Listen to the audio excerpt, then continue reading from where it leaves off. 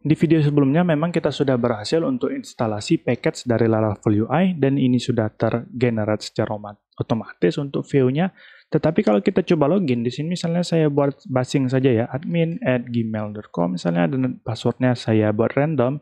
Kemudian saya klik tombol login di sini, bakalan ada tampilan error seperti ini, unknown database belajar Laravel.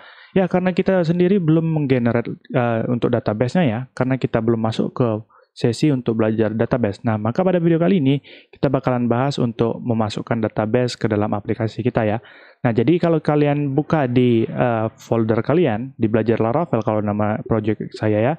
Nah, kalian klik yang di .env ini, maka di sini bakalan ada yang namanya DB database belajar Laravel ya. Jadi di sini untuk mengatur database semua karena DB semua, tapi biasanya yang diubah itu yang di sini ya, DB database ya. Untuk port, host, connection, username, dan password biasanya itu sudah default ya, tidak usah kalian ubah. Nah, di sini mungkin saya tidak bakalan memakai belajar Laravel, mainkan Larablog ya misalnya. Jadi kita buka di php-myadmin, saya mengklik yang di admin saja di sini untuk MySQL-nya.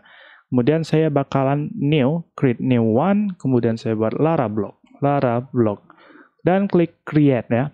Nah, ini sudah terbuat secara otomatis untuk database-nya.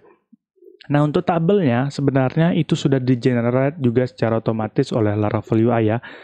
Untuk tabelnya sendiri itu bisa kalian lihat di sini ya, database, kemudian migration, kemudian di sini ada users table ya.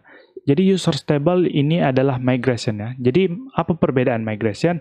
Migration ini berhubungan erat dengan model nantinya ya. Kalau migration itu adalah field, sedangkan model itu adalah isi dari field itu.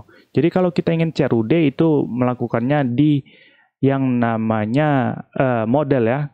Sedangkan migration kita hanya buat fieldnya saja seperti ini. Table ID, kemudian string name, ini untuk varchar ya.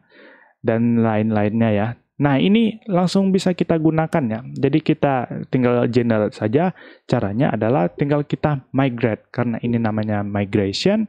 Tinggal kita migrate saja. PHP artisan migrate. Klik enter. Nah, maka akan migration table created successfully ya. Jadi kalau kita refresh di Larablog kita, di tabel kita yang di sini, di database ya. Nah, ini bakalan ada yang namanya failed jobs, migration, password resets, dan users ya. Itu tergenerate secara otomatis di dalam sini ya. Jadi kalau kita lihat di tabel user di sini, nah inilah yang namanya migration itu tadi ya. Atau fieldnya. Isinya nanti itu di dalam model ya. Oke, mungkin kita coba lagi. Pertama mungkin kita register dulu. Sini saya register. Oke, setelah register, klik tombolnya, kemudian langsung diarahkan ke home ya. Artinya ini sudah berhasil. Tapi biasanya kalau di Laravel UI, oh ini ada ya, untuk tombol logout. Sudah bisa logout juga kalau kita login. Kemudian kita menggunakan yang tadi ya, syahputra.wahyu@gmail.com, dan passwordnya adalah password. Nah, you are logged in. Kalau error misalnya, oke kita coba. Kalau error itu maka bakalan tampil ya.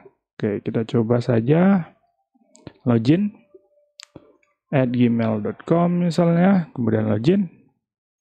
Nah, this credential that do not match our records ya. Artinya tidak ada ya. Nah, itu kita sudah mempelajari tentang migration dan model ya, walaupun secara singkat.